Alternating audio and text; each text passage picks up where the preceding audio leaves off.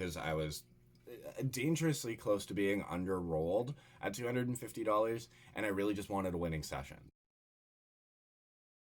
To another episode of the Get Stoked podcast. As you can see, I'm trying something new. I am trying to record my face, and while I'm doing this, I have a very supportive little animal right here who likes sitting on my lap no matter what I'm doing. So she's hanging out. If I break eye contact, I'm sorry. I'm not gonna lie. It's because I'm looking at my script, because I'm not good enough to ad-lib these things yet. So let's get started.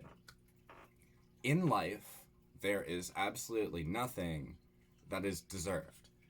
You don't deserve anything in poker. You barely deserve anything in life. If I'm being completely honest, we have our basic rights, which is a right to live, but we can opt out of those rights anytime we want.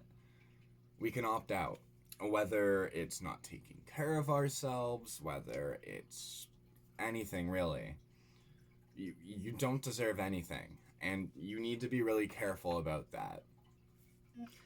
What's really funny is even when I'm playing poker, sometimes I'm an 80% favorite, and I feel like I deserve to win because I put myself in the situation where I am a considerable favorite, but I still didn't win, and I still fall for that trap where it's like, fuck, I deserve to win.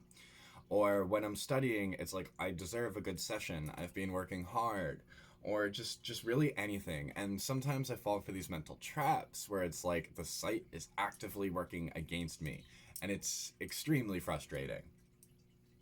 There are going to be times where even in poker, you're going to lose, obviously, and there are times where you're going to get burnt. But what you need to realize is it's okay to lose. It's completely fine to lose, because nobody's going to win 100% of the time. I'm not going to lie, I'm just moving my script to see if that works a little bit better. So obviously when I'm sitting there and I'm thinking stuff like, this site is actively working against me, something's wrong, because I shouldn't be thinking like that. And most of the time, I don't think like that, but I fall for the traps. And just so you know, I have a second cat here who is also very, very supportive. Her name is Jinx. She's black. You can barely see her. But yeah, got two needy bitches for cats. I like them. They're very lucky. But anyways, what's funny was I was playing 510NL, right? And I was trying to get to this 2,500 reward point challenge, and I was frustrated because I was losing. And for the first little bit, I was playing well. I was grinding like a fiend. I was playing 4 regular speed tables and then 2 Zoom tables as well. But what started happening was, at first I was killing it, like 2 to 4 hours a day, every day. I went from $250 to $430 in like 2 weeks, and I was like, fuck yeah, I'm winning. This is what I deserve, all this work. And then what started happening was, as the streak went down, my HUD stopped tracking Zoom tables while I was playing for other regular tables at once. So my attention kept getting divided up. I've got these 4 tables running, and now I have these 2 Zoom tables, so I'm already dividing my attention by 6. But what ended up happening was, I was like, why aren't my stats tracking? I'm not a perfect exploitative player yet, but I like to at least have some sort of recognition as to what is going on. I ended up running all of these tables at once with this stat tracking software, which wasn't working on 2 of my tables, and it was fining and cutting my attention to detail even more.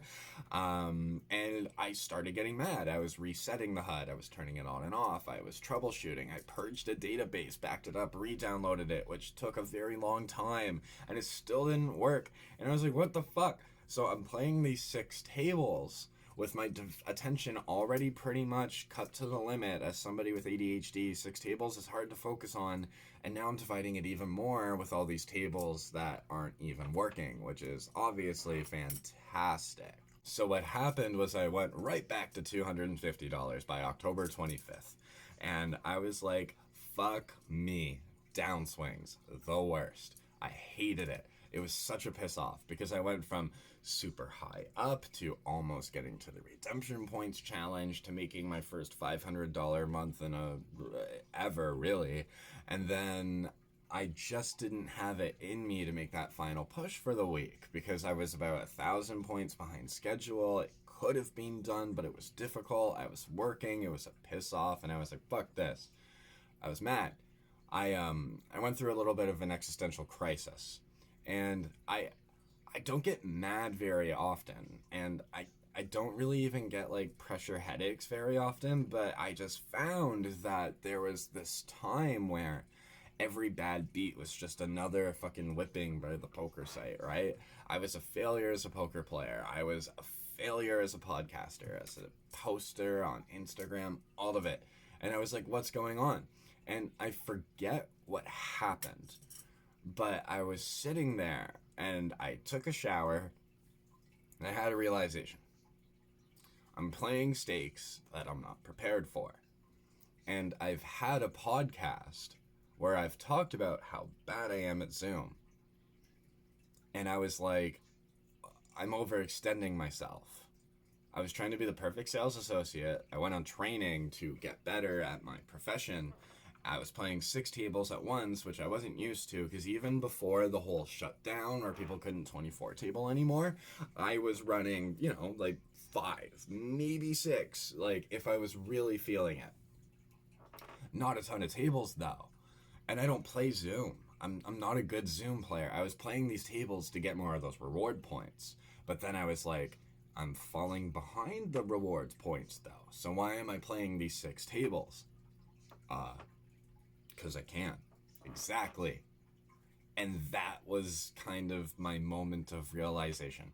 Or I was chasing this money that wasn't really mine because I made a ton of money super early and was like, oh wait, it doesn't actually matter.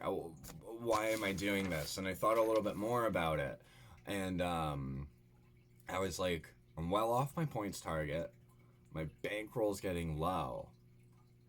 So why not just go back down to 2-5 and out? Because you're too good. No, I'm not. You know what I mean? That's all I had left was just my pride and my ego. I was trying to prove myself to these people, these players at 5'10". It's just like, yo, I'm here to play. And it wasn't working.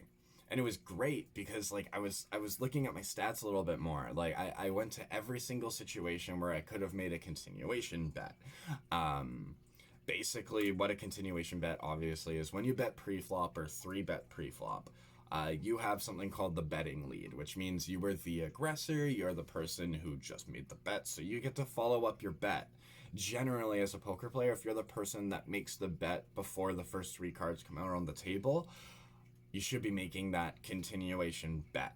Then there's something called aggressive frequency, aggression factor, or basically, like it's a ton of stats like that. So for example, if I bet on the flop 3 times, but only call on the bet 3 times, then I have aggression factor of 1.